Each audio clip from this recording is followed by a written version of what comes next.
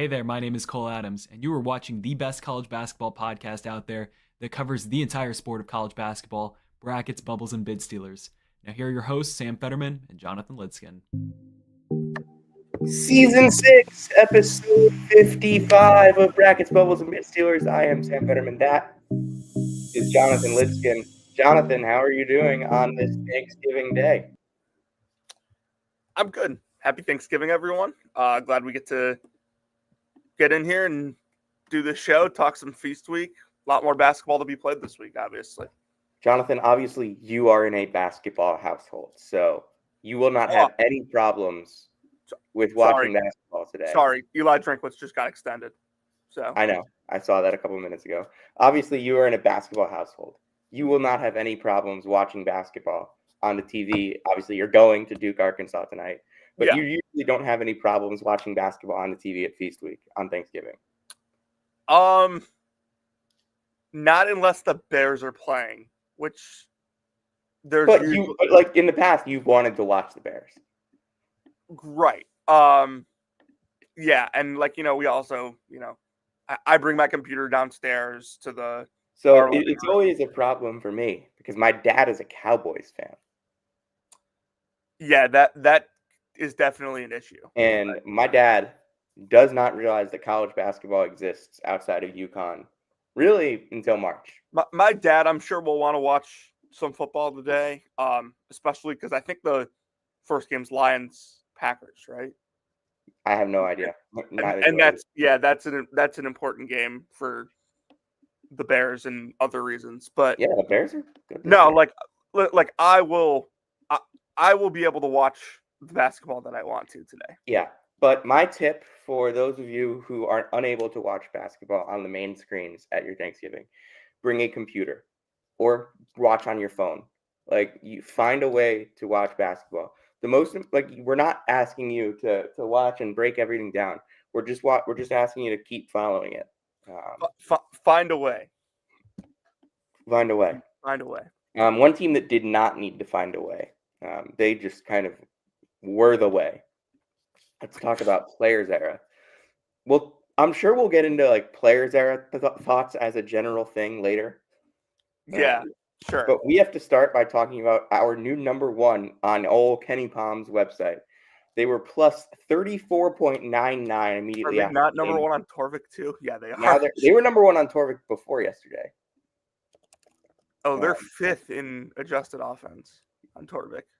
Yeah. Anyway, number one in Ken Palm, number one in Torvik. The computers have a unanimous number one team, at least those two computers. Does Eric Haslam also have them number one? Eric Haslam also has them number one. So the computers have a unanimous number one team in the country, Jonathan, and that is the Michigan Wolverines, a basketball team so good that you might forget there's a football game this weekend. Yeah, early in the week, I was watching the game without volume yesterday, but earlier in the week, there were the Beat Ohio chants when they were There were Beat Ohio chants yesterday. Okay, yeah, so they haven't forgotten, but holy cow, is that team good. And their defense is just a special unit. Jonathan, this defense held Gonzaga, who we know how good Gonzaga is. But I will say Gonzaga's defense right now ahead of its offense held Gonzaga to 0.76 points per possession. They held Auburn, another team that has some things going for them. We're not all the way there, but kind of there. 1.01 points per possession. And San Diego State, a team that I am definitely a little bit alarm bellsy about right now. Yeah, I don't think they're bad, but clearly not. San Diego State's probably just not as good as we thought they were going to. Yeah, be. And it's fine. 0.71 points per possession in that game. So Michigan, so far this year, these last three games, 1.24, 1.43, 1.26 points per possession. They hit 11, 14, and 13 threes. Now, again, they won't do that every game. But the fact of the matter was, when they were missing all those threes and turning the ball over against TCU and Wake Forest and still winning, the takeaway was that this team is playing at around its floor, and they're still beating these high major teams. They haven't figured it out yet. I think they've figured it out, Jonathan. Yeah, they have. So Yaxel Lendeborg in this tournament averages about 17 and a half points, a bunch of rebounds, a bunch of assists, a bunch of blocks, a bunch of steals, fills the stat sheet in every way. Elliot Cadeau was not playing well in the first two games. He had 13 assists and 2 turnovers in the third game. Adai Mara looks like a stud. A guy that didn't play a ton in the first two games. He only needed to play about 20 minutes a game in this tournament because Michigan was blowing everyone out. Nobody played more than 27 minutes in an individual game for Michigan in this entire tournament, Jonathan. And we don't think of Michigan as like this deepest team in the country type thing. They're definitely not super thin, but yeah, this is a team that was just blowing teams out by so much that they didn't need to play their starters more than 25 minutes. Yeah, this was something. Like I want to point the attention towards what they shot from 3 in the tournament because they did not shoot well in the TCU or Wake Forest games. And I don't think they shot particularly well against San Diego State in the opener, but the last 2 games they have. And they've hit double-digit threes in all 3 of the Players Era games. Yeah, I mentioned that. This was a concern coming into the year. But Burnett and McKinney was really the key because if he could shoot, McKinney was amazing yesterday. It opened up a lot for them. But Gales hit a couple threes. Cadeau looks really confident shooting the ball. He's already hit 10 threes on the year. Yeah, do you know how many he hit last year on the whole season? 29 all of last year. Yeah. And he hit 10 in his freshman year. So him shooting the ball and more importantly making them is a real good sign for them. Yeah, I think we have to remember that like once we get into conference play, teams are going to kind of have them scouted out better. They're going to be able to limit the amount of threes that they make. I think Michigan is still like a team that throughout the year will have some shooting struggles. I don't think they're going to be like make 10 threes a game type team. Yaxel can be hot and cold from beyond the arc. I mean, but here's the thing: Yaxel has made 13 threes this year. He made 25 all of last year. That's a big thing for this. Now, again, McKinney, he'll have his moments where he's looking really good. This is what we saw the peak of Michigan. They will not look better than this. But let's be honest, they don't need to be better than what they were these last 3 days to win a national championship in March. They don't. Now, they need to have 6 games of high-level basketball. But I think we saw just about the ceiling of how good this college basketball team can be. They played like an absolute machine. It's hard to understate how hard it is to go from 15 in Ken Pom on Monday. They woke up on Monday morning, 15th in Ken Pom. They woke up this morning first. Jonathan, they went plus 10.32 in efficiency margin. Plus 10.32. Yeah, they got an entire high point better in 3 games. Yeah, their defense, if you look at their defense compared to Houston, who's number 2 in defensive efficiency rating, it's a substantial gap. It's not even close. And part of the reason for that is if you go look at the box of not even the box score, but the rim attempts of the 3 teams they've played in Players Era and those 3 games, teams aren't making shots at the rim against them, like not even close. And more importantly, teams aren't getting rim attempts, period, against them. San Diego State on Monday got 5 rim attempts against Michigan in the game. Gonzaga, I think, got 14. They were like 8 of 14. Auburn was really bad too. I don't have it pulled up in front of me. But when you have a Daymata and Merez and Yaxel Lendeborg, those are 3 guys that just like erase things at the rim. Like I know like Lindeborg and Merez aren't like obviously Mara's height, but their length and athleticism cause so many problems. And I mean, just look at how blue this defensive like shot chart is. teams are gonna learn just like not to challenge them. Yeah, like you can't go at them. It's 45% in that space, 42% in this space, 48 there. If you're listening to the podcast, I'm showing you on CBB Analytics their shot charts. It's wild what they do. And the baseline, and if you go to the to Hoop Explorer and you look at rim attempt rate, 28.6% 2-point rim attempt rate. 32% mid-range rate. That's a lot of mid-range shots.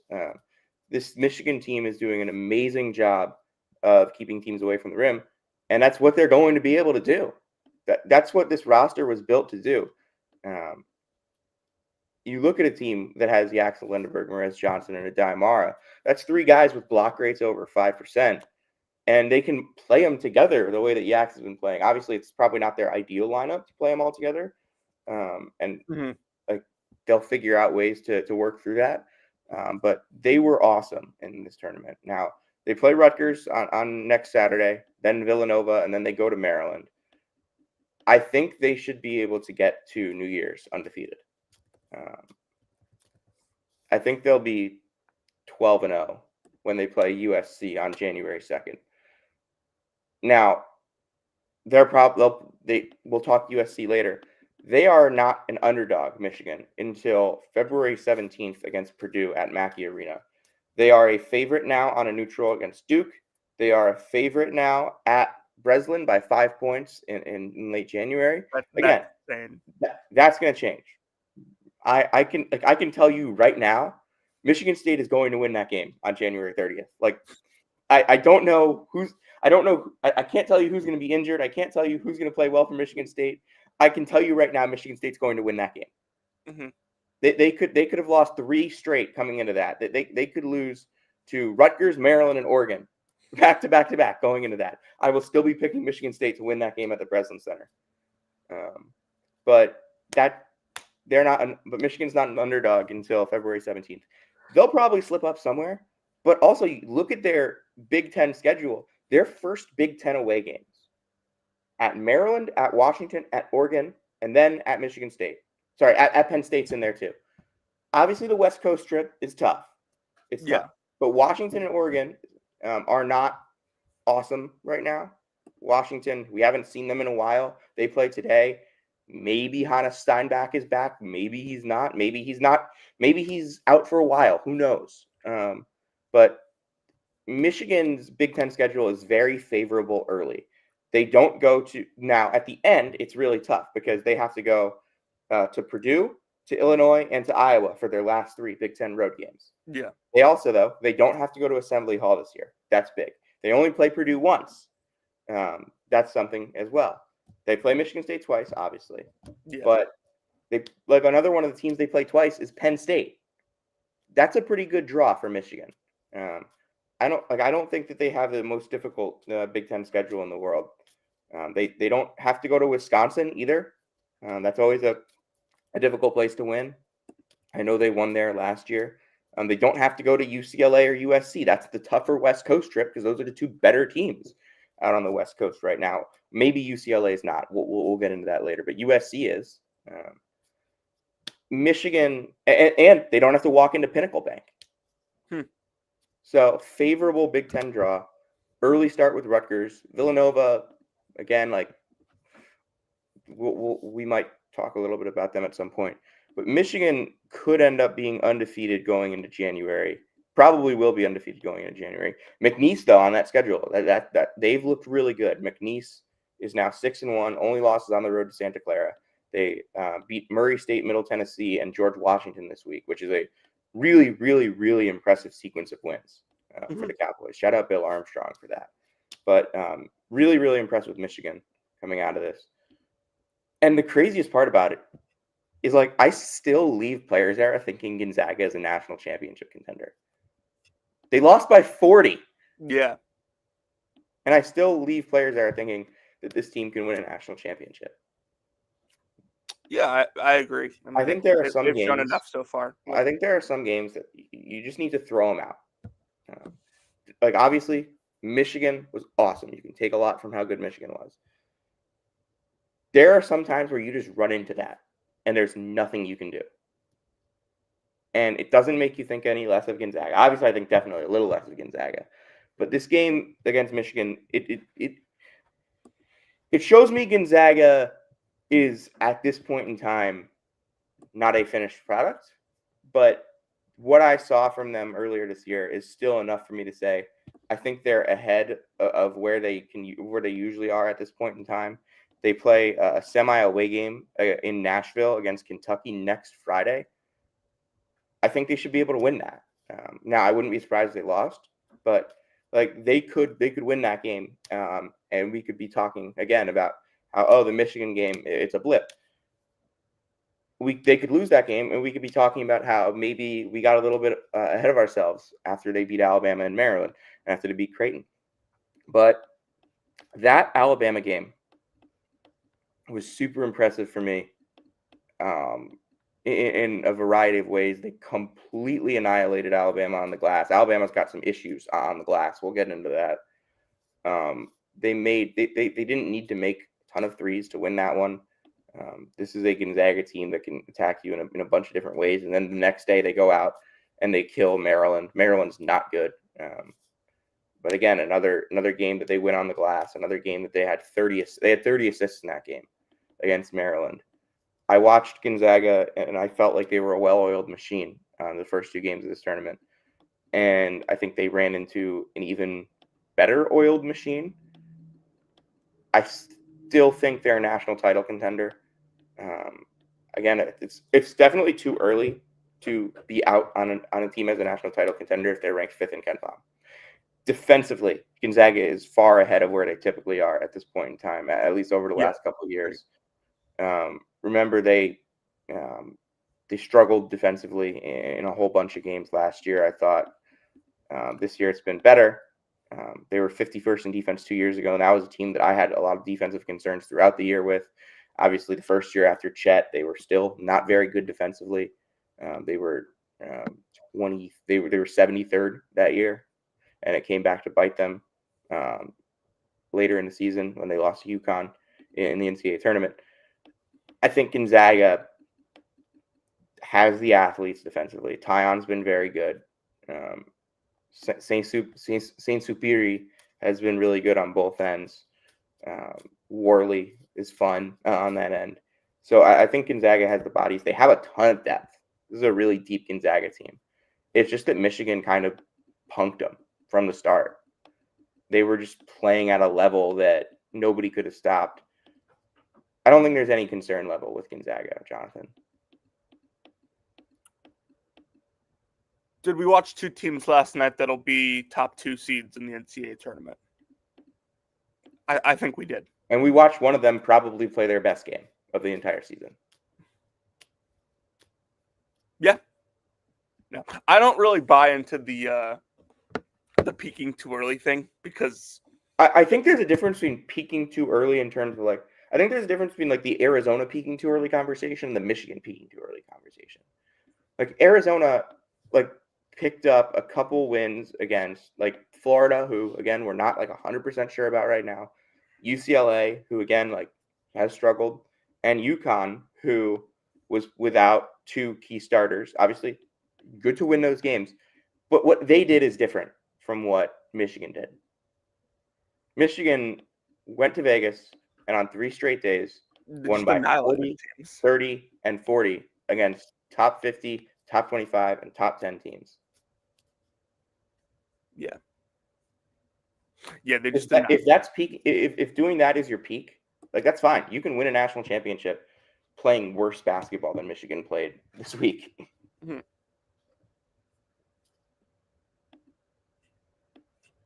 They'll have to evolve. They still have to evolve, and I think Gonzaga will as well. But again, let's talk Kansas and Tennessee. I came away from this definitely encouraged by Kansas. The fight that they brought against Tennessee, the fight that they brought in these games without Darren Peterson is huge. Who knows when Darren will be back, they have UConn, Mizzou, NC State. Those are three tough games coming up. And Towson and Davidson aren't cupcakes either in terms of mid-major bye games. They should win those, obviously. But to be able to go to Vegas and go 3-0, I don't care who you're playing, Notre Dame, Syracuse, without Darren Peterson, this team might not need Peterson quite as much as I thought they did.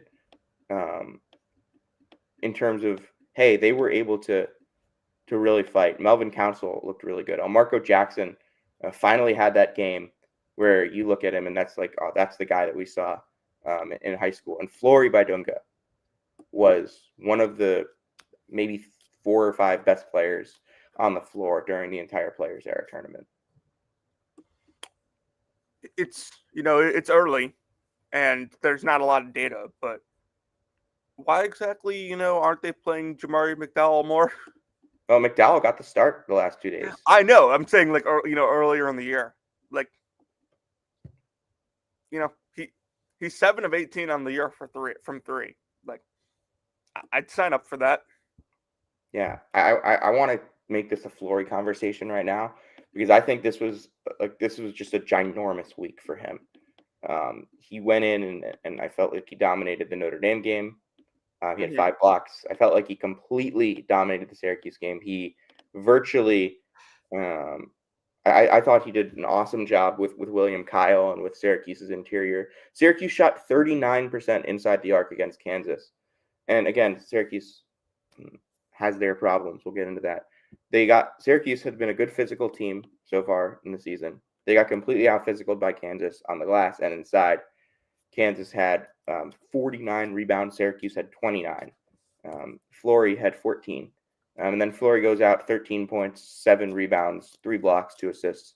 The other key with Flory is how much better of a passer he's become. He's seeing the floor at a much higher level. And yes, he's turning it over a lot. He can tend to fumble the ball when he gets into deep post stuff and he's faced up with a guy or two that come at him. But I think that when you can now run stuff through him at the high post, you can run stuff through him at the nail, you can run stuff through him at the top of the key. That was not something you could do last year. And it was kind of one of the reasons why, hey, maybe they wanted to keep Dickinson out there a little bit more and because they couldn't run stuff through Flory. And even when Dickinson would struggle, they could still run some stuff through him. And he could take his threes. And obviously Flory's not taking threes. But Flory now is a guy that you can kind of give the ball to, and he can make a play. The passing, the finding cutters, you can pull him away from the rim, and he's not just giving you production from the rim. And that helps all of your other guys because Melvin Council, a terrific cutter, terrific slasher type. Trey White, you can put him in dunker spots. You can put him on the wings, and he can slash, get to the basket at a really good rate, get to the line. That's what he's done. He got to the line 6 times in each of the 3 games. Bryson Tiller, impressive as well. He hit however many threes in that North Carolina game. He showed that, hey, he doesn't need to make threes to be effective. And obviously that was not always his game, the threes. But we saw a lot of what he's good at Players Era this week. I thought Kansas was really impressive. Well-coached team, as always. The defense is going to be there with Flory at the helm. Again, still think they need Peterson back to really reach a ceiling. But to be right now 19th in KenPom, having not had him play, to be able to beat Tennessee without Darren Peterson, they're still a fairly thin team. Getting Peterson back will help that. McDowell's emergence will help that. Again, they were kind of down to they gave Ginu and Gala minutes against Syracuse. You don't want to have to be doing that. But encouraging week so far for Kansas. Yeah, Flory's come a long way from last year. He was an effective player a year ago, and to the point where we were calling for him to play over Dickinson. But his skill has come a long way this year. And like you said, the way that they use him opens up a lot more options. I like that they're using him as sort of like a trigger man. His assist rate was 3.6 last year, 15.7 this year. I think that's a really key part to what Kansas wants to do offensively. because it just opens up a lot more for them, and they can use Trey White in different ways.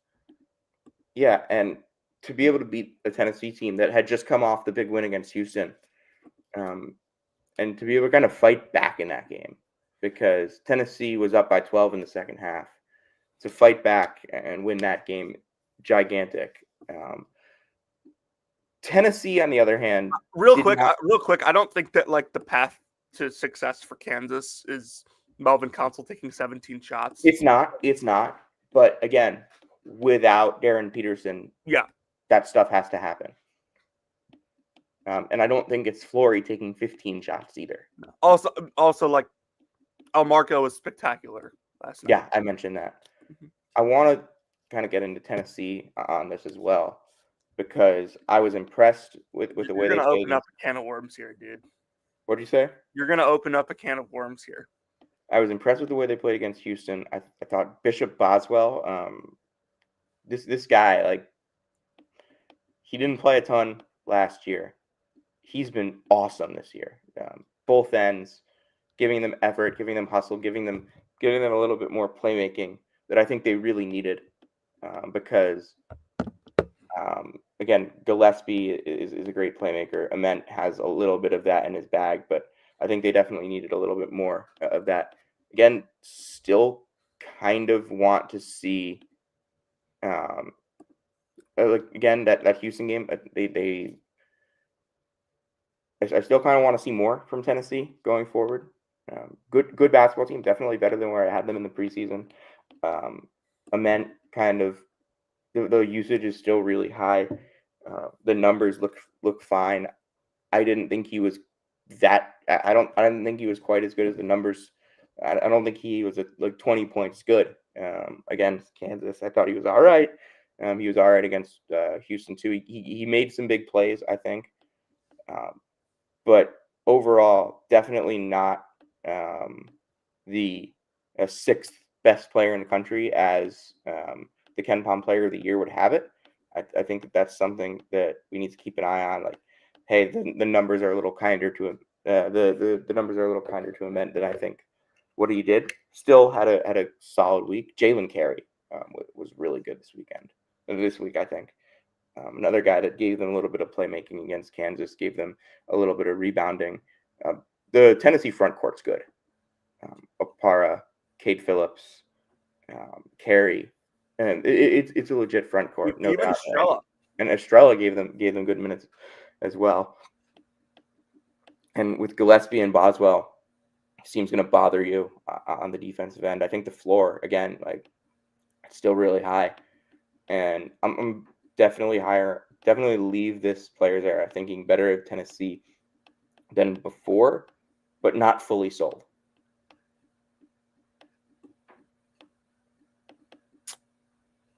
44.8. You know what that number is, Sam? What's that number? That is Nate Ament's current field goal percentage on rim attempts. Not good. That's Jonathan. not good. That's not good. He's 6'10". He has a really high usage rate, and I'm not saying that he doesn't impact the game in other ways, because he does.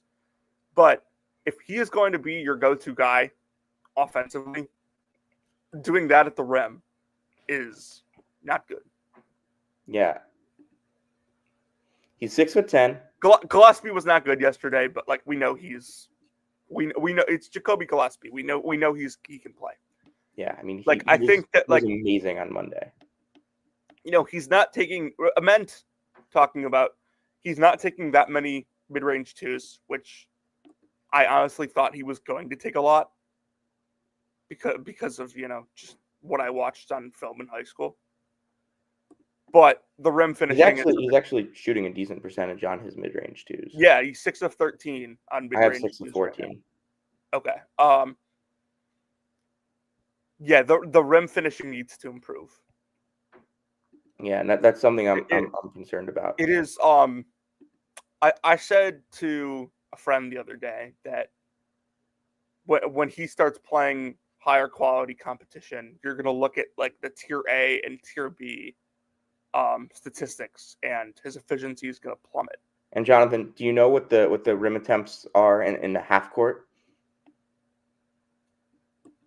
No. What are they? 8 for 22, 36% in the half court. Wow. Right now, on a small sample size, but in 2 games against Tier A and B competition, 47.4 true shooting percentage, 30.4 effective field goal percentage. Usage rate is relatively the same in comparison with his total usage rate. Assist rate is down, not drawing as many fouls. This is concerning to me right now. Yeah. And I'm not, And look, Syracuse coming up next. Syracuse has the number 8 2-point defense in the country right now. This has been a really, really good, for the most part. Obviously, yesterday, different. Interior defensive team. They have done a good job with that. This is going to be something to keep an eye on in that game. They play Illinois. Illinois has a bunch of beasts down there, a bunch of really physical guys. Mirkovic, Tomislav can block shots. I'm looking forward to seeing that. Louisville, again, Louisville not exactly the Louisville is now actually 7th in 2-point defense. You don't think of them as a terrific defensive team, but Frew has been really good protecting the rim. They've got a bunch of guys down there, so that's something to keep an eye on. Again, they've really only played like 2 real games. Their defense has been much better than I thought it was going to be. Yeah, I thought it was going to be like a top 40 to 50 level defense, and they're top 30 right now. And then after that, it's Gardner Webb and South Carolina State. Gardner Webb is, I think, 365 in Ken Palm without preseason priors. Torvik without preseason priors, even below Mississippi Valley State. Then Arkansas, Texas, Florida. Like the SEC is not going to give you opportunities to not be able to finish at the rim.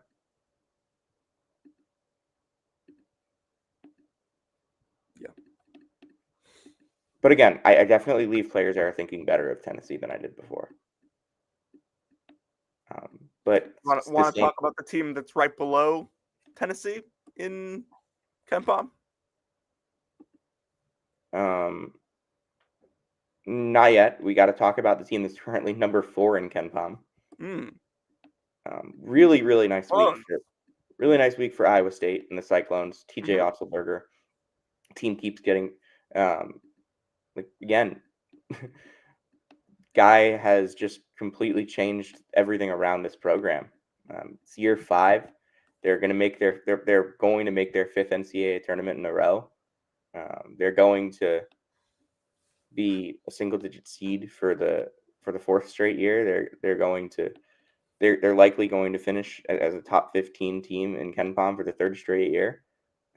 They're 4th right now after beating St. John's, Creighton, Syracuse, 2 Big East teams, and Syracuse. Again, not sure how much you can really take from the Syracuse game. Syracuse quit in the second half, but with capital Q. Joshua Jefferson. We mentioned it coming in to the St. John's game. He was awesome. 17, 8, and 3 in that game.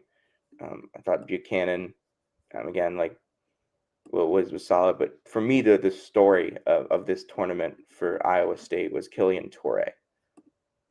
He looks like the real deal as Iowa State's next stud point guard. He might just already be Iowa State's stud point guard. Like Tamin Lipsey didn't play in the last 2 games of Players Era, and they did not miss a beat. Killian Toure had 2 awesome performances. He's starting to get on those NBA radars, and maybe he's not Iowa State's next great point guard because he's the Utah Jazz's next great point guard. I don't know. Name an NBA team. But Bulls next great point guard. I don't know, but he was so good. He gets in you defensively. He plays like a tough Iowa State point guard, and he's already shooting. He's already made a bunch of threes. He's made 6 threes. He's shooting 67% inside the arc. He's super fast. He's super efficient.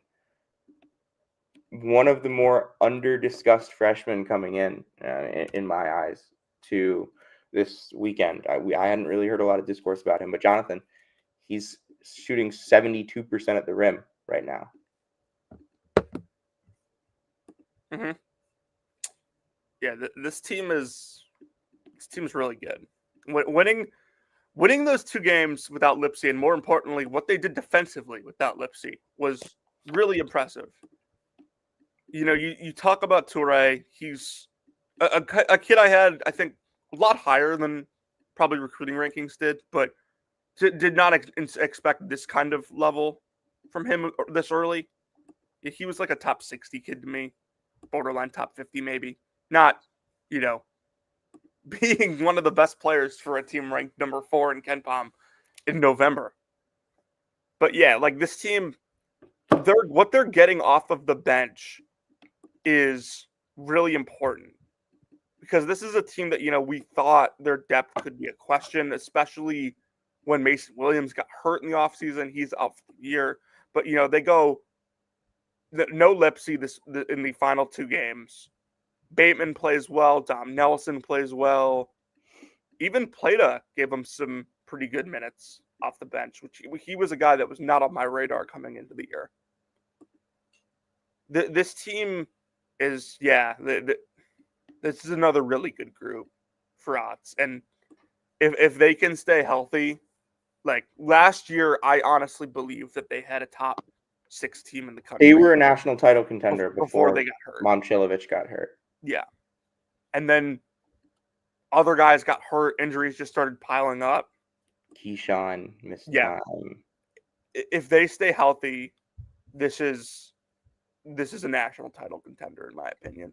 Yeah, I see it. I'm with you. Again, terrific defensive coach, Otzelberger. They're number 2 in the country in forcing turnovers. Syracuse turned it over twice against Kansas. They turned it over 19 times against Iowa State. Nate George, 7 of them. Some of that was on Nate George, and I'll get into that shortly. But really, really impressive Iowa State. Got to talk a little bit. Jefferson had 10 assists yesterday. Yeah, Jefferson has been passing the ball really well. I think it was Jordan who said that, like, he's going to get a triple-double this year. I think Jordan said the other day that, like, he thought their offense could run through Jefferson just fine without Lipsy, and it appears that is the case. He's going to get a triple-double this year. Yeah, probably. I'm not. He's number two in KenPom Player of the Year right now. Like I'm not sure, but like he might be one of he's probably one of the few guys in the country that like could legitimately get a 5x5. Yeah, I didn't expect 5 blocks would be really tough. Like five blocks would be really tough, but like he could theoretically do it. Like he's a good shot blocker. He wasn't a guy that I looked at this offseason and thought like, oh, he's going to get substantially better. He was already really good. We've talked about him a lot on the show before this episode, and even before last year when he was at St. Mary's. But how much different that St. Mary's team got when he got hurt? What'd you say? And how much different that St. Mary's team got when he got hurt? The leap he's taken from even last year to this year has been really impressive, considering, you know, what type of game he plays. Yeah, I'm with you. Bunch of other players era stuff. Auburn comes back and beats St. John's last night. Good for them to get that after the Michigan obliteration the night before. I think that was important. Did a good job. Tahad was awesome. Keyshawn Hall was really good. Auburn's good. I have no idea how good yet, but they're good. Yeah, I think that's kind of where I'm at. Like they're a good team. Like they'll beat good teams. They'll beat bad teams. Like they will be competitive in big games. If you told me they're the 12th best team in the country, like okay. If you told me they're the 30th best team in the country, also okay. Like I have no idea. Yeah, I don't think their defense is great, but their offense is really good. Sebastian Williams-Adams is really, really good on that. Yeah. This strikes me as a team that, like, you know, might lose a couple head-scratching games, will win a couple games that maybe they shouldn't. It's a lot different from, the Auburn a year ago, which it was always going to be. But they're 24th in KenPom right now. I would say that they're probably better than the 24th best team in the country. They have that Michigan result is obviously not helping the numbers for them. Yeah. But I'm pretty confident that this is a good basketball team. I'm with you. They're good. And they looked better than St. John's yesterday. Yeah, we've got to talk about St. John's and a bunch of other teams that disappointed at Players Era. Let's start with the Johnnies, Jonathan. 1-2 at Players Era. Not far away from being 3-0, if we're being completely honest. They led by double digits in the Auburn game. They led a lot of the second half, or parts of the second half, in the Iowa State game. They lost it late. They're 4-3. They have Mississippi coming up on December 6th at the Garden. They have given up now, Jonathan, in their high major games, 103, 83, 81, and 85 points. This is a team that coming into the year, a lot of us expected to have a truly elite defense. They so far have not had an elite defense. Their offense is actually ranked 7th in the country right now. They will have nights where they shoot the ball really, really well and hit 11 threes, and their offense is bludgeoning you. And I think that's something this team has. They have a bunch of guys that can shoot. Sellers can shoot. Jackson can shoot. But I also think that there will be nights like the Auburn game where they shoot 7 of 25 and they turn it over a decent amount, and they are just so reliant on Zuby to create their offense. And I think that they're going to be a little inconsistent on that end, and their defense needs to round into form. The guards are just, and this is something I said the moment that they put this roster together, Jonathan, their guards are not good defenders. Like, Ian Jackson is not a good defender. Josan Sannon is not a good defender. Oziah Sellers is not a good defender. Like, Dylan Darling, sure, he gets a lot of steals, but like, is he, if Dylan Darling is one of your better guard defenders and you're in the Big East, he played 7 minutes against Auburn. Like, I'm concerned. I'm concerned about St. John's defense, Jonathan, and it's because of the guards. It has nothing to do with Zuby and Bryce and Dylan Mitchell. Those guys are good. It's the guards, Jonathan. No, their rim protection defense is back, and their 2-point defense has actually been okay. It's their perimeter defense is just atrocious. Like, yeah, I mean, Auburn. Jackson Mahad Pettiford was getting to the basket. He was getting by guys. He was shaking dudes. Overton was good. Elijah Freeman. Like, all of these, like, Auburn was, they only needed to take 14 threes in this game because they were getting to the basket. Yeah, Sannon doesn't guard people. We knew that. Jackson doesn't guard anyone.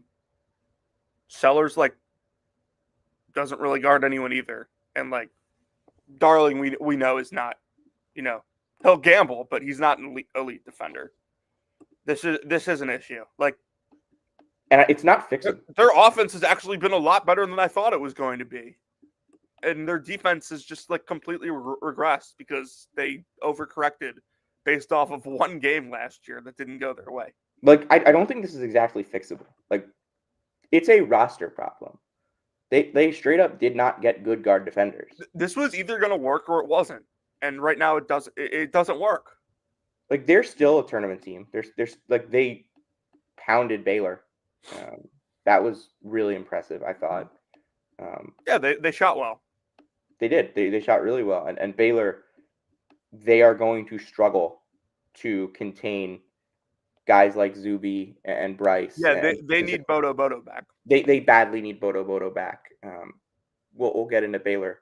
And honestly, I think them going 2-1 in Players Era is a good result without him.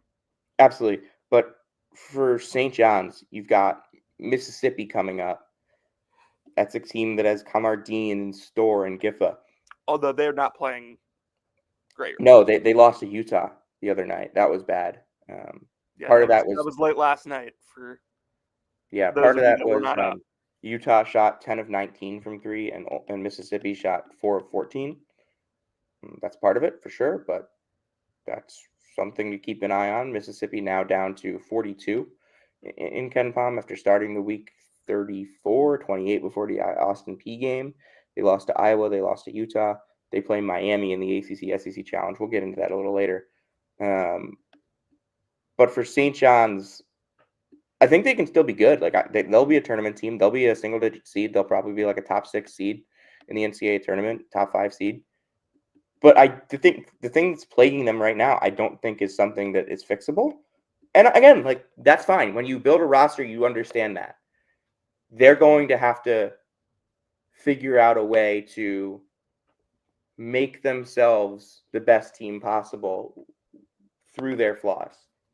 And I think last year that was something St. John's did a really good job with. That they committed to playing those defensive lineups. They committed to the all-out 100% effort on the defensive end and said, "All right, if we're going to forget about scoring really, and we're just going to try and make life a living hell for you guys on the defensive end, and we're going to try and be the more physical team in every single moment. We're going to grab."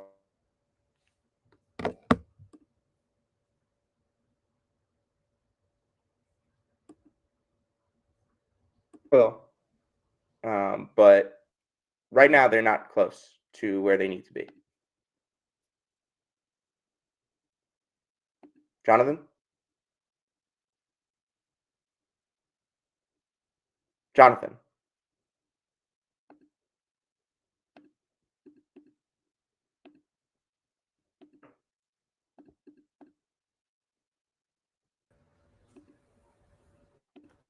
You there? Yeah. All right. Who else do we need to discuss from Players Era? Alabama goes 2-1. Again, not sure how much we can take from this because they played the 2 worst teams maybe in the entire field on days 2 and 3. 2 of the 3 worst. Yeah, two of the 3 worst. They obliterated UNLV. That Rutgers team is horrid. They completely obliterated UNLV. They completely obliterated Maryland. So that's just like Alabama's proven what they've needed to prove already. Like before, they didn't need Players Era to justify them being good. Yeah, I agree. We've got a bunch more from Players Era to discuss. Got to talk Creighton, Jonathan. Down to 60th. Sure. Down to 60th in KenPom. 0-2 so far. They're playing Oregon at like 2 o'clock. We'll talk Oregon as well. But oh boy. Creighton has problems defensively. This team's not going to make the NCAA tournament. No. Jackson McAndrew's out for the season. Like, they're not going to make the NCAA tournament. Even with McAndrew. They have too many issues. Like, this offense is not a Greg McDermott level offense with or without McAndrew. And the defense stinks. And I'm like, it was frankly predictable. Like, obviously, you know, it wasn't just losing Kalk either. Like, the rim defense is their 2-point defense is honestly better. And like, part of this is like, you know, they'll be in for some positive regression. But like, I mean, how many opportunities do they have left? Like, if they don't win at Nebraska, like, what are you hanging your head on in the non-con? Because right now, Oregon's not tracking to be a good win if they win that one today. Kansas State is like fine, I guess. Xavier is not good. Marquette does like, and they're like this. So they start Big East play, and how many opportunities are you going to have? Yeah, it's not looking good for Creighton. I don't know why they were planning on redshirting Hudson Greer. Like, clearly impactful player that can help them. He's been like their best player. Can I also say that, man, the Blake Harper stuff, like, he's probably a year away. Yeah, I mean, his offensive numbers are fine, but like, yeah, but it was not good at Players. He plays zero defense whatsoever. Yeah, that's just a concern that I have with Creighton. Like, and I think did DeRosa say that did DeRosa on our Big East preview say that Graves was not looking good? It's not looking good for Graves. Yeah, I think DeRosa alerted us to that. Jonathan, they got a combined 0 points from Nick Graves and Blake Harper. They got 6 from Owen Freeman against Iowa State. That's going to be one of your bad offensive performances here. No doubt it is. But that's really, really alarming. Like, we've seen what a team with Josh Dix and Owen Freeman as its 2 best players is. It looks like this. Yeah, it looks like it looks like this. What was Iowa and Ken Palm last year? Not good. 62. Creighton's 60th right now. Yeah. I should have been lower on this team in the preseason. I didn't think they were good, and I still give a lot of respect to Greg McDermott. I should have been lower.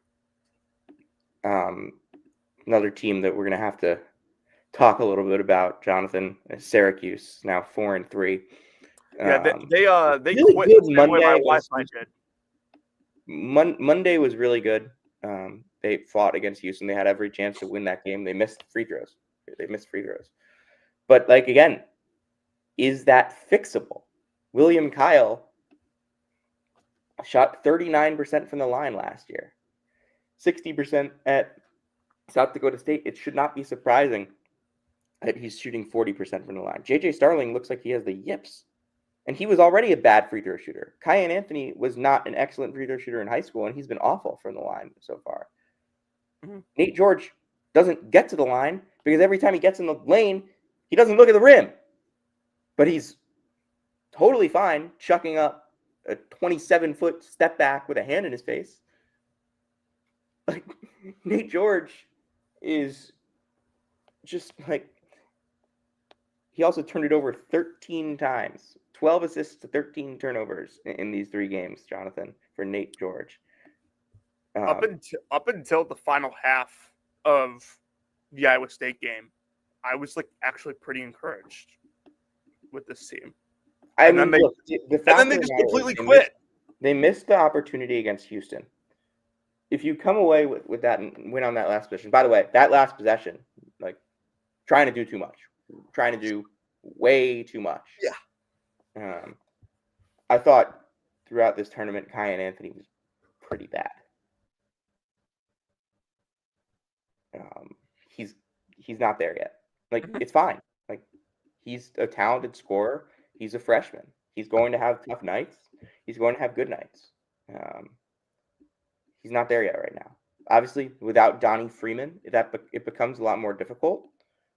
Sadiq White had his moments. They need more from him on the glass. I definitely think that Syracuse rebounding the ball has not been good this year. No. Obviously, 364 in free throw rate. The turnover margin, so far, has been good. Syracuse is doing better in that department. But I think some of the things Syracuse was good at last year, the rebounding battle was the key one. And obviously, that's a lot Eddie Lampkin. And you get rid of him, you had to. And you kind of get better at forcing turnovers. You get better at protecting the ball. But you lose the rebounding. And they're in the 220s in rebounding right now. Mm-hmm. Coming into players era, I was like, all right, that's a trade-off I'm going to make for the better shot quality of defense. I think Houston got a lot of the threes that they wanted in that game. Emmanuel Sharp made some big shots. Again, the Houston game. I said on Monday night, this is the best I've felt about Syracuse in a while, because I thought Houston, the reason why Houston won that game was obviously the free throws, but at the end of the day, Emmanuel Sharp is better at basketball. He made the big plays, and Syracuse just didn't. There was a lot of positive to come out of that performance. Then Kansas, bad shooting day. Again, that'll happen, but it's also the concern that, hey, you turn it over twice all game, and you still cannot figure out how to run an efficient offense. That was bad, straight up. The Iowa State game, the first half, good run, nice run in the first half. The second half was really bad, really, really bad. one of the worst halves I've seen from Syracuse basketball in a long time, and there's been a lot of bad ones. Yeah, I was encouraged until the Straight final up, half against Iowa Syracuse State. needs more from Nate Kings. Yeah, him shooting 28% from three is not an ideal outcome. But, like, again, shooters go through the slumps. Yeah, no doubt. It's just that this is a bad time for that. Yeah, would have loved to come away with one of these. Not going to, obviously. Who else do we need to discuss from Players Era, Jonathan? I don't think I have anything else. Notre Dame. Eh. Like, they needed something for the resume, I think. No, this. I mean, I think they've Notre improved. Notre Dame has like they kind of have to beat Mizzou on Tuesday. They probably will. Well, and then Rutgers. Horrid basketball team. This team is bad. They worse than Penn State? I think they are. Yeah, Penn State's like maybe like they're not good. Like Penn State's not good. No, but like, I think they're better than these guys. But Penn State's better than I thought they would be. Tunka has been really fun. DeLeon looks better. Josh Reed looks good. Obviously, they're not playing anyone yet, but I mean they lost to Providence. But yeah, this team they can't score. All right, do you want to have like the overall Players Era discussion? I guess. What do you want I've stayed away from the discourse. What are your thoughts? On Syracuse? No, on the discourse. No. I don't really have like a strong opinion, to be honest. Right. I'm more interested in the tournament itself than anything the tournament is specifically doing. Like, I'm more interested in, like, how is this profitable for them? How is this getting funded? Like, what shady stuff is going on to be able to put this event on than anything to do with, the format of it. The format needs to change. Straight up. The format needs to change. Yeah, but, like, nobody disagrees with that. The real debate has been, like, this, made this deteriorated Maui. It made the Maui tournament significantly worse. It made Atlantis worse. And in result, it was kind of just like a chain effect of it made tournaments worse. So, and, it's going to 32, so it's obviously not improving anything. I don't think you can like fully attribute the downfall of Maui and Atlantis to Players Era, Jonathan. I've said this all along. It's a part of it, but it's not the whole story. Atlantis and Maui can't get. Go on. You had people coming out of Maui last year. You had Dan Hurley coming out of Maui last year, saying he's never playing in a 3-game multi-team event again. I don't even think it's that. You and I, your point is valid, but what people aren't talking about with these 8-team MTEs in bracket play is there's less conferences now.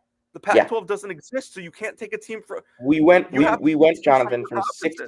We went from 63 teams between 6 power conferences in 2019 to 79 teams in 5 power conferences. We've had 16 teams in the last 6 years become power conference teams. Look at Maui. You got a good team from the ACC. You got a good team from the Big Ten. The Big East, Hurley said he wasn't playing in it. St. John's was playing in Players Era. How many other teams do you have in Players Era? How many other teams do you have to choose from? Like, Seton Hall actually went there and had a good week. I also want to say there were 14 of the top 25 teams in KenPom did not play in a 3-game MTE. One of them did. You said 14 of the top 25? Yes. One of them did. And that was Vanderbilt. The other 10 played in Players Era. This was like as of a couple of days ago. Mm-hmm. So is the problem that, hey, like Louisville, would Louisville have made Atlantis better?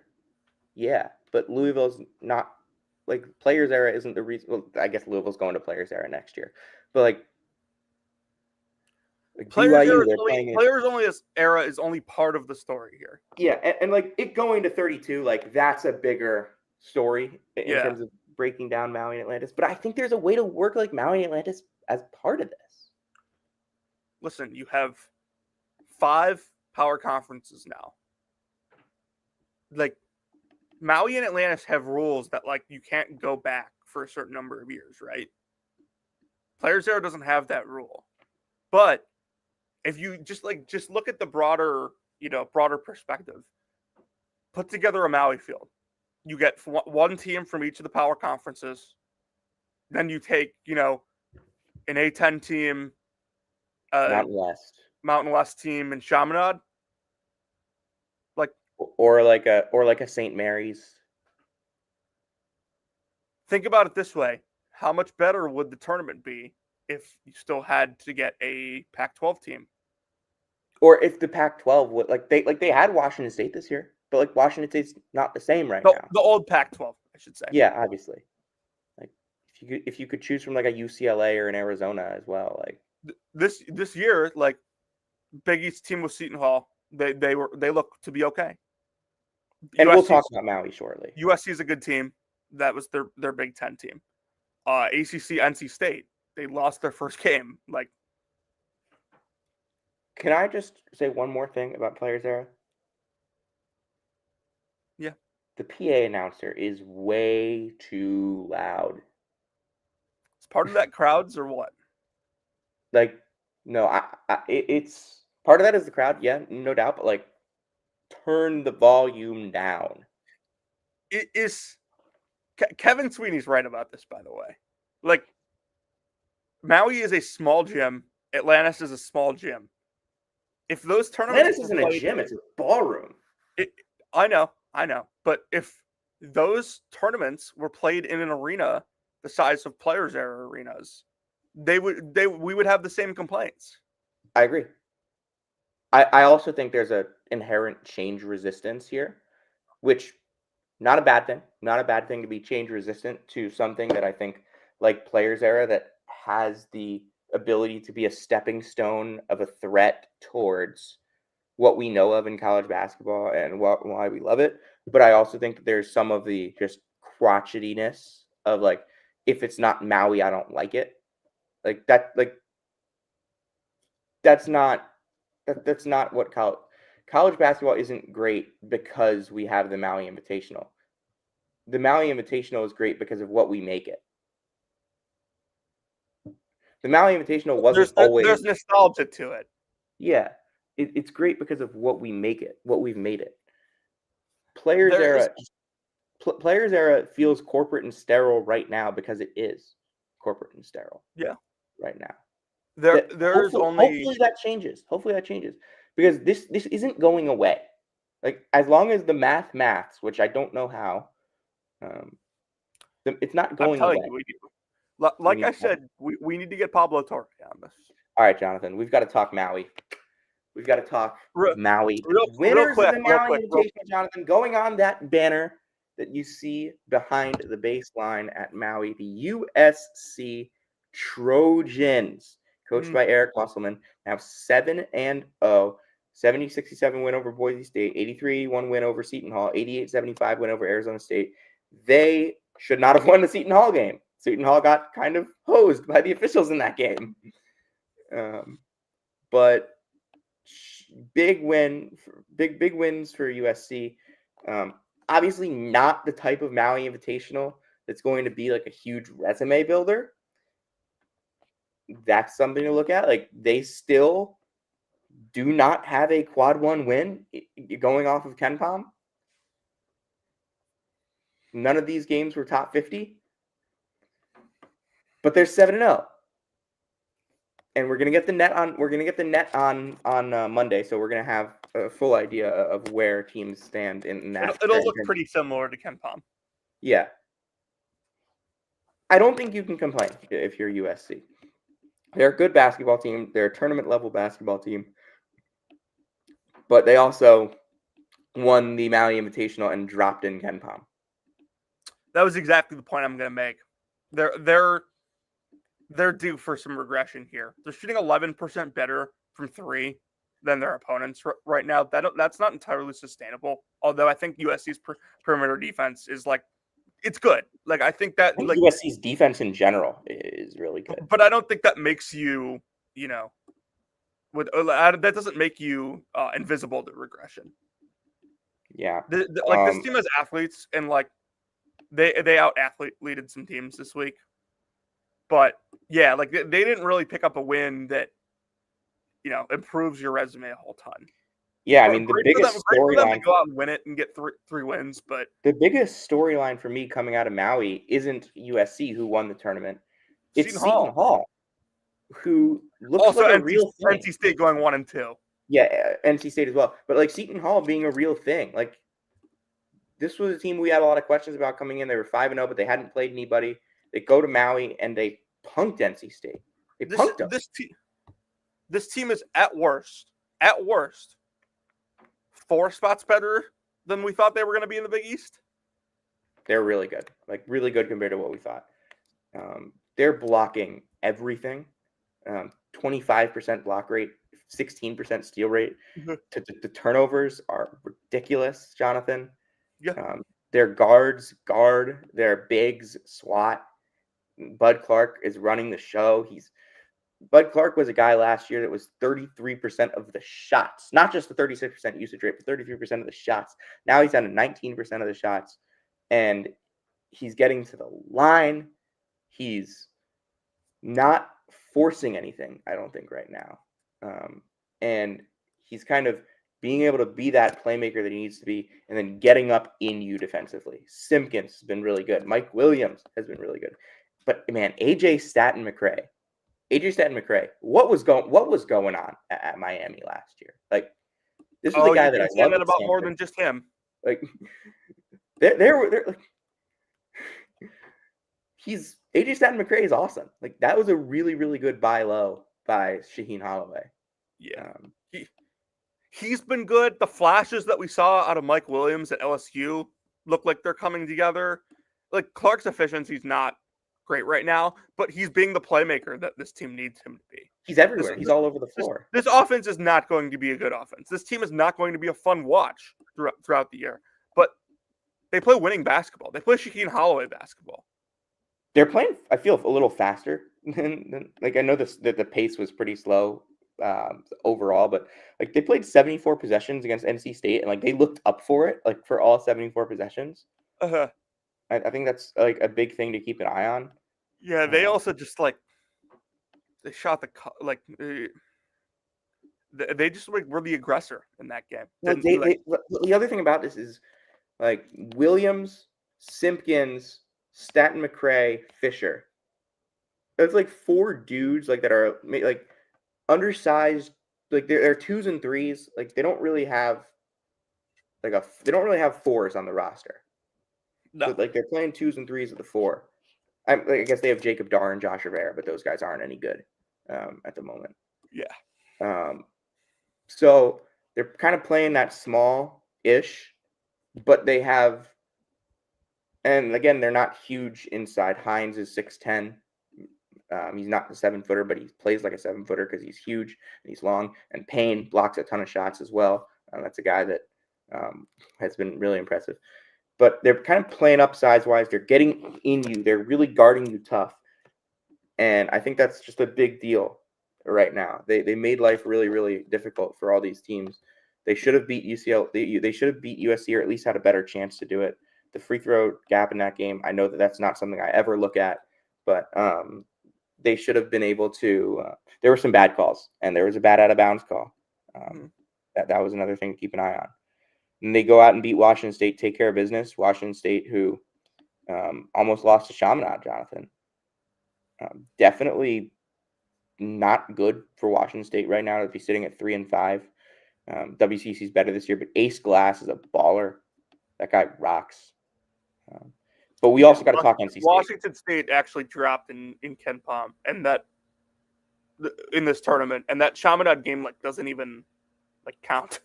Jonathan, we got to talk NC State though, because the Pack defensively in their bigger games this year, 70 points to UAB, 79 to VCU, 85 to Seton Hall, 85 to Seton Hall, 70 to Boise State, and then the big one, 102 to Texas. Oh, God.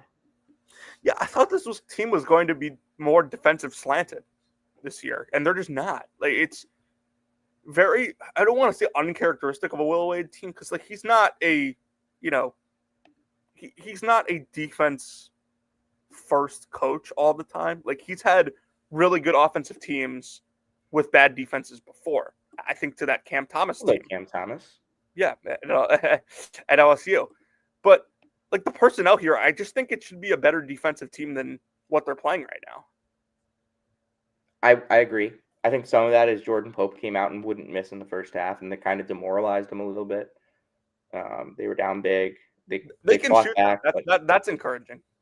But defensively, as a whole, for NC State, they didn't have answers. And part of that is, hey, Matt Abel right now, he can really shoot. He got a bunch of steals against Boise State, but how much are they trusting him on the defensive end? And how much can you play Matt Abel with Paul McNeil and with those guys? He played 9 minutes. He's one of their better players. Arsenault only gets 13 minutes in this game. Arsenault working his way back. I think once they get him to full Terrence Arsenault, that's going to impact their defense at a high level. Sure. But yeah. Look, they have guys that have won before on this roster. A lot of guys. Copeland won the Southland. Darion Williams was in the Elite Eight. Trey Holloman was in the Elite Eight. Alan Breed won the Southland. Arsenault was in the Elite Eight in the Final Four in the national championship game. Will Wade has won before. I trust these guys to understand what needs to be done. They're 32nd in KenPom. They have the win over VCU. They have the Boise State win. So that's 2 wins that are going to be quad 2 when we open next week. And they have a chance for a quad 1 win at the Jungle, which they're probably not going to get. But they are not dead by any means. And I think that, again, if you remember McNeese early last season, McNeese started 5-5. They were down to 98 in KenPom, 99. I guess they started 103, but they did not win any of their opportunity games last year. And then they went on a big winning streak. They lost a couple of games a couple of years ago to Louisiana Tech and Western Carolina, and they went on their big winning streak. I think NC State can figure it out because they have guys that have won. They have guys that have been through tough seasons and gotten through it and gotten to the end. I'm not concerned long term about NC State, but I think it's a kind of a reshaping of what this team is right now.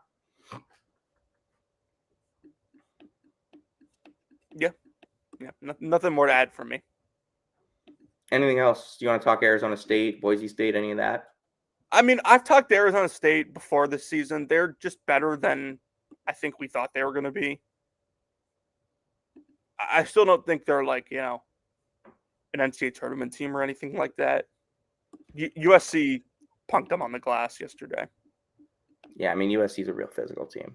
And they didn't have Rodney Rice in that game. I don't think Arizona State's going to be competitive in the Big 12, really. Define competitive. I think they'll be bottom 3, bottom 4. Yeah, I mean, I could see them being a little better, but probably towards that range. I mean, right. The bottom of the Big 12 is just probably better than maybe we thought was going to be. Well, we haven't had a pod since Friday afternoon. There was a pretty big result on Friday night, Jonathan. Purdue 86, Texas Tech 56. What are your thoughts?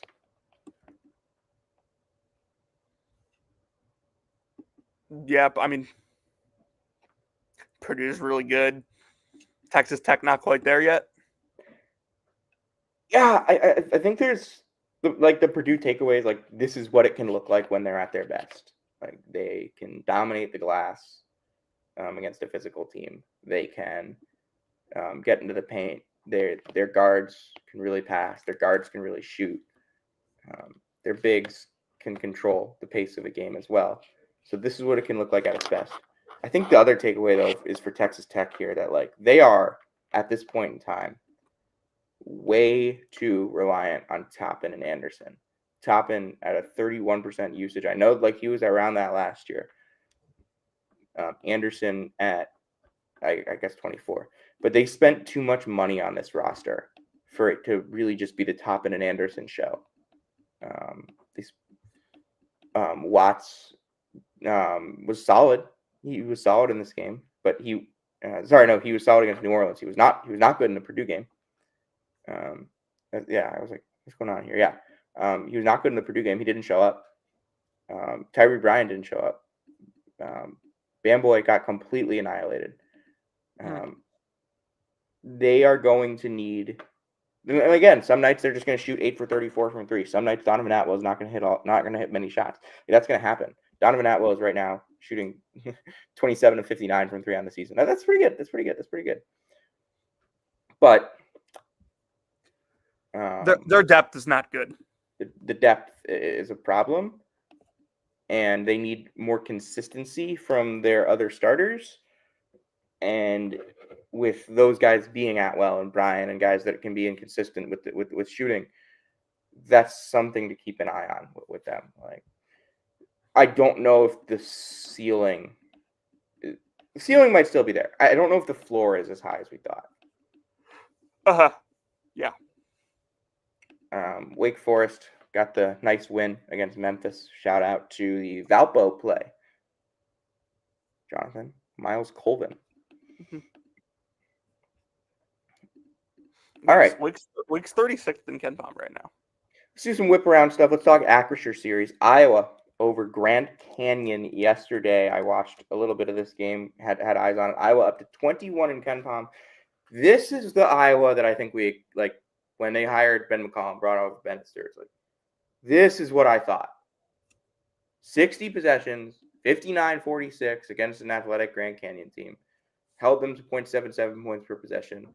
They scored 4 points in the first 10 minutes of the second half. Isaiah Howard had a big game off the bench. They got Bennett Sturts going. He hit big shots in the Mississippi game. He had 29. But that was what I wanted to see. Although, again, like, they're not at their ceiling until Alvaro Fulgaris and Brendan Hausen start cooking.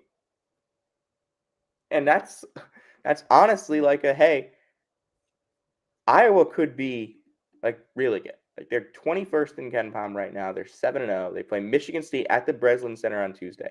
Don't expect them to win that game. I don't. But they're going to be a factor in the Big Ten, no doubt.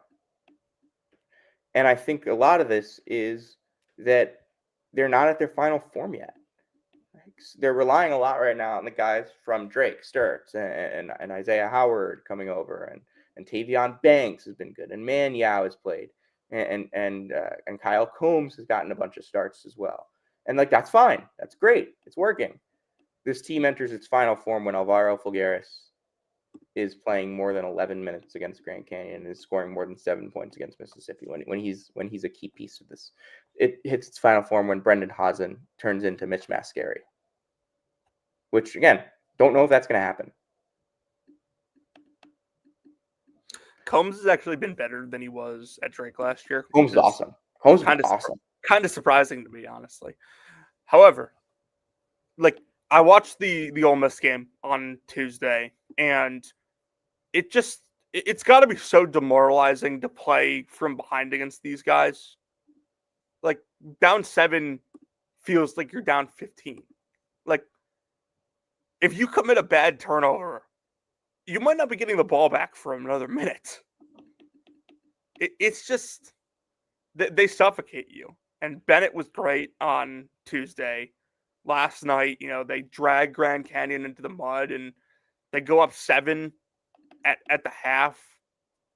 And all of a sudden, Grand Canyon to start the second half is playing from behind double digits. And, at some point it becomes a math game. Like, how many possessions are you going to have left against these guys?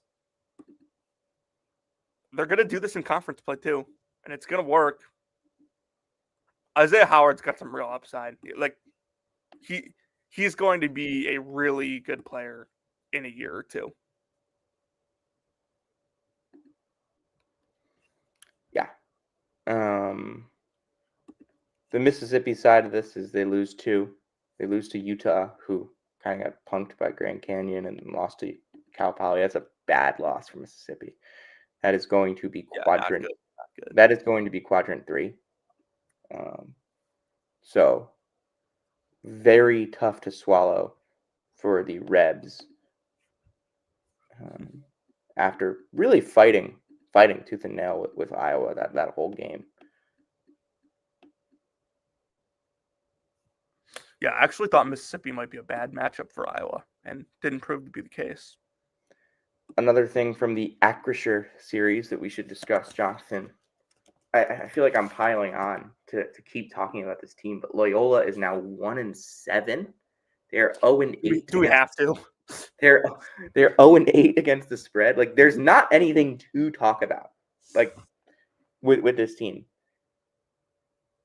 But they somehow keep digging and going deeper and deeper. They are 284. They're down 185 spots from the preseason in KenPom. This might not 185. That's like impossible. Like, I don't know. Like, they might not just be the most disappointing team in college basketball this year. This might be the most disappointing team I have seen like the last 5 years that I've been doing this. Yeah. They are down, Jonathan. Right now, 17.13 since opening night. Right now, they are projected to go 7-24 and 3-15 in the A10. If they're negative, if just like what they've been in the negative department from where they were at the beginning of the season, that's like a Villanova, a Texas, like a Nebraska's worth of bad in the since from preseason expectations. -17 is like what Ryder is. The offense is horrid. The defense is somehow even worse. Like, we've also and what's crazy is Miles Rubin's still blocking a ton of shots. Can I talk Tulsa quickly? They're good. This is the sleeper contender in the American, Jonathan. Like, the American is open. Like, South Florida is like not as good as we thought they were going to be. They've lost all their big opportunities so far. They kind of got they kind of got like big broed by VCU a little bit. Cut on the glass. South Florida didn't make shots. So right now, the number 1 team in KenPom in the American is Memphis, but they're 2-4. Number 2 is Tulsa. They're 6-1, 66th in offense, and have been impressed with what I've seen from them so far, because they've been able to find different ways to win games. They found the way to win the Oral Roberts game. They found the way to win the Northern Iowa game. I think Miles Barnstable's been good. Miles Rigsby was a guy that I thought was going to be really important for this team. He's been good off the bench. But like David Green coming in from Rhode Island has been a really good fit. Mm-hmm. Tylen Riley from Cal Baptist, another guy who's been a really good fit. And I think that's been huge for them. They're able to hit, like they have Popula and Barnstable hitting the threes. They have Riley and Green kind of being their guys that can get to the paint and generate fouls. And Riley is a great passer, and Barnstable as well. I think they kind of just did a good job evaluating in the portal. And yeah, there's going to be a little bit of 3-point regression here. They are 40% from deep right now. That'll drop. But they don't really have they'll be 9-1 going into the New Mexico State game on December 13th in Frisco. That's going to be one to keep an eye on because New Mexico State is 6-0. They look good as well. That could be 9-1 against 8-0, Jonathan. It might be. It might not be. Who knows? Could lead the pod. You never know. Yeah. It probably won't because that Northern Iowa win Arizona, last Alabama, night. Arkansas, Texas Tech. You see like Gonzaga, a bunch of other big games. That Northern Iowa win was really good.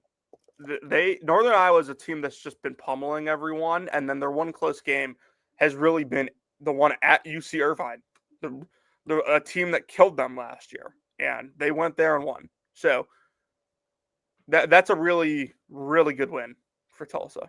ESPN Events Invitational. Let's talk Liberty, who came into this to me as the clear favorite, but they struggled with Vermont. They almost blew a lead in that game. Then they lost to Towson in a game that they blew. They got killed on the glass. They got killed on the glass again against Bradley. I do think that kind of playing as small as Liberty does with 2 5'10" guards, and then Brett Decker is not big either, it puts a lot of pressure on Zach Cleveland to really just rebound everything. And Zach Cleveland is also their point guard, really, because he's their main playmaker.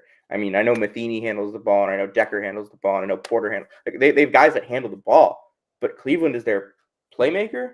Cleveland is their rebounder. Cleveland is their best defender. They are putting way too much, I think, on Zach Cleveland right now, and they're too talented to be able to do that.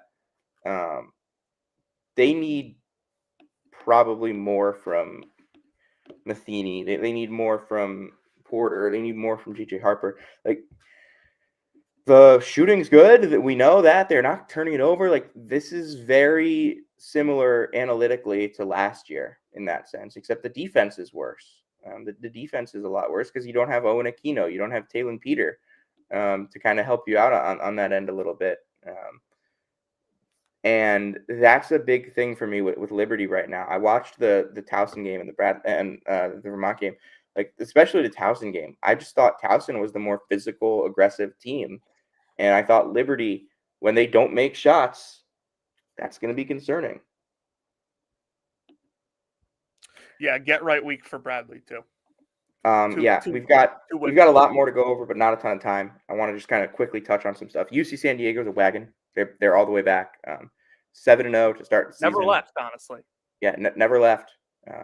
Definitely 3-point regression coming. So for sure. Beware of that. But Leo Beath is really good. They are a really good basketball team. UC San Diego. Yale, Akron. What a basketball game. Yale now 6-1. Akron is 5-2. These are two teams that are going to be, we're going to talk about them a lot throughout the year. Tavari Johnson was awesome in this game. Nick Townsend was awesome all tournament long. Yale. I know they lost to Rhode Island, but they're good. They're real good. Green Bay. Got to say, a little impressed. Definitely a lot better than last year. Much more intentional filling out a roster and a staff. Beat UMass, beat Iona without Marcus Hall. Justin Allen, transfer from Division III, was really good. So shout out there. Utah State. Oh my God, Jonathan. Do you want to quickly go on Utah State? Yeah, we can. This is without a doubt right now the best team in the Mountain West. No doubt, I agree. They're just pummeling everyone. Yeah, MJ Collins. I said this in the preseason about Utah State. Like, I said this in the preseason about Utah State. Like, I didn't think they adequately replaced Ian Martinez. They did. It's MJ Collins.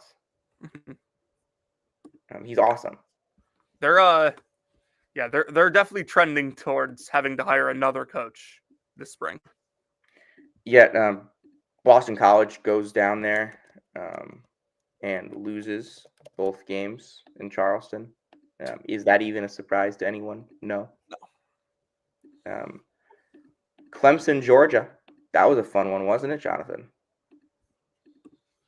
Yeah. We are all the way back in on Clemson right now, and I was never out. If they hurt me again, we will be doing some bad things. Yeah. No, I was pretty high on Clemson in the preseason, like right around this 30 number that they are in Ken Palm. You know, two good wins for them in that tournament. Georgia. I gotta say, Xavier's kind of figured it out a little bit, but that's not going to be a good looking loss for West Virginia. And West Virginia is a team that I think is probably going to be around the bubble. That's not going to be favorable. Also, Dylan Hunter. Yeah. Shout out Butler. 5-1 wins over South Carolina and Virginia last week. Mm-hmm. Very impressive win over Virginia in my eyes. I think Virginia is awesome, and to be able to kind of control that game in a bunch of different ways, the way they did in that first half, and then to establish themselves in the second half.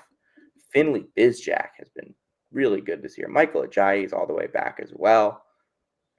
So Butler and Seton Hall right now are the teams that are the most exciting. Yeah, those are the two surprises in the Big East in a positive. And like Villanova's 41st in Ken Palm, like we'll have to see. They have Michigan next. We won't really know. I haven't really paid attention to Nova since the opener, but they didn't look bad in that game. We won't. I don't think we'll know exactly what Villanova is for a while, but good start for those guys in the Big East. Obviously, we know Georgetown's good. Like Georgetown's obviously got a big one coming up today against Dayton at 7:30 p.m. What is Georgetown and Ken Palm right now? 70. Yeah, they might win the league and finish like 50th. All right, we've got two more things to go over, and then a bunch of previews. Cal over UCLA. I know, Jonathan, you want to talk about UCLA. UCLA right now is the team that was ranked high in the preseason because everyone knew their players. You know, they returned a couple key players from a year ago. None of them were like the engine to last year's team. They were all just like, you know, players that played. And, you know, they add Dent. Xavier Booker's a name that everyone knows because his recruiting pedigree. I mean, this team I don't think is like any better than a year ago, if not worse. I'm with you. They're definitely, I think, a little worse right now. Cal's backcourt is fun. It is worth noting Bilodeau did not play in this game. Right, yeah. Cal's backcourt is fun though. With Pippen and Ames. Chris Bell was good. When Chris Bell makes 5 threes, like that's a big one for you. You're gonna, yeah. But the other key for Chris Bell, 2 offensive rebounds in this game. Like that he's already got 2 games with 2 offensive rebounds this year. Jonathan, do you know how many games he had last year with 2 offensive rebounds? Do you know how many games he had in his career before this year with 2 offensive rebounds? 1. Against Bucknell last year. Mm. He's got 2 already this year. Bucknell, historically tough team to rebound against. I mean, hey, Bucknell was a good defensive rebounding. I have no idea, dude. I'm just saying stuff.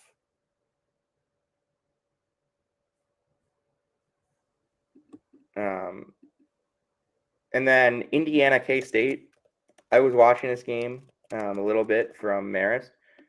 Every time I looked down at my computer, there was another wide open shooter for Indiana. Mm-hmm. I don't know, like, if this game says more about Kansas State or if it does about Indiana. Indiana's 6-0. They're up to 20th in Ken Palm. They obliterated K-State. They were up 20-4 or whatever. Tucker didn't even play well. And Indiana only made 10 threes. Like, this game should have been a bigger blowout than it was. Yeah. Indiana was 10 of 33 from 3. Like, they missed a lot of open looks. They're good. They're really good. Can I give you an early Kansas State's defense right now, Jonathan, is 91st They gave up 86 to Nebraska. They gave 77 to Miss State, 83 to Tulsa, 96 to Cal, and now 86 to Indiana. Oh boy. Can I give you an early season takeaway? Yeah, go ahead. I think the Big Ten's the best conference in the sport this year. I'm with you. Definitely at the top. Oh yeah, the bottom is definitely worse, I think, than the bottom of the SEC. Yeah, but I think Michigan, Purdue, Illinois, Michigan State, Indiana, Iowa, those are all really good teams. All right. No time for helmet stickers. Let's get straight into previews. Jonathan, the game you'll be at tonight is Duke, 2 games. Arkansas. I'll be at tonight. 2 games. What's the second game? Northwestern, Oklahoma State. Forgot that was happening. Not a bad game by any means. Yeah, but what was talking about the big one, obviously, Duke, Arkansas. Of course. Duke, this will be on CBS. It's going to be at 8 o'clock Eastern. The Blue Devils, Jonathan, are third in Ken Palm, dropping from like number 1 after the Purdue and Michigan just passed them. And Gonzaga, I think, passed them at one point as well. Duke is number 3 in effective field goal percentage offense and number 1 in effective field goal percentage defense. I think that's pretty good. Yeah, decent recipe for success. I think that for Duke, they are like big inside with Gongba, with Boozer, with strength, and with Sar, and they'll have ways to make life really difficult. And their guards are long as well. We've been through this. I think that they can handle Arkansas's freshmen, who, as we saw in the Michigan State game, can make some inconsistent decisions, can kind of drive some stuff a little too much. And I think this game plays into Duke's hands as the better coached team and as the team that just is more physically ready for this moment. Duke, better coach? I didn't think that was even possible, according to some. Jonathan, no, I think that Duke should win the battle on the inside. I think Acuff and Thomas are the key here for Arkansas. If those guys can start cooking on the perimeter and play make, we'll have a ball game. Duke is a 10-point favorite on Ken Palm in this. I'm kind of surprised by that. I don't know if they'll win by nearly that much, but I think that Duke's defense on the ball on the perimeter is going to be really important in this one. This might be a game where Caleb Foster is more important than Caden Boozer for Duke, and I don't know how many of those there will be, but by all accounts, I think Duke is the better team here. And if they have their way inside, like I think they're going to, then they should handle Arkansas, in my opinion. Yeah, I mean, Duke has had their way inside pretty much every game so far this year. I mean, that's what their identity is going to be this year. Yeah, they're really physical, really strong inside, and I think they're not a bad 3-point shooting team either. And I think that's going to make life difficult for Arkansas's freshmen to try and get in the lane. And I know Malik Thomas isn't a get in the lane type of guy, but Acuff can be a blur in that. And I think he's going to have to hit shots. He's going to have to be physical. They're going to have to get to the line. And I think Duke is disciplined enough. They've done a good enough job defensively keeping teams off the line. Now, again, they have not played like the most stiff competition thus far. Kansas without DP in their first like big game without DP. Like that's again something to keep an eye on. Texas, maybe they're better than we thought coming out of Maui with the win over NC State. They were 1 point away from going 3-0 in Maui. Obviously, maybe it goes differently if they play. Yeah, the schedule changes. I mean, they probably beat Washington. They probably beat Washington State though. Yeah, but honestly, the win over NC State to me is probably more impressive than what would have been probably a loss to USC. Mm-hmm. Duke, though, Boozer, number 1 in Ken Palm Player of the Year. I like that. I still don't get how he's that high above everyone else. I mean, it's just when you have a usage rate near 30 and the efficiency numbers he's posting, that's a pretty good recipe. I think this is a big game for him because, like, against the two good teams Duke's played, against the two like tier A teams Duke's played. He hasn't been like super efficient. He hasn't been bad, but I think I would like to see him put together a complete game against the team of Arkansas caliber tonight. I agree. Then North Carolina, Michigan State, another big one. This one's going to come on Fox right after the Lions game. This is a huge test. This is a huge test for both teams. This is, to me, like the one that to really keep an eye on today. Obviously, Duke Arkansas is huge, but Michigan State so far this year is like these last couple of games, they've shot the ball really, really well. They've made 13 threes against East Carolina. They made 11 threes against Kentucky. I don't think they're going to make that many threes against North Carolina, but it is also worth noting North Carolina's best guard defender is Seth Trimble, and he's out right now.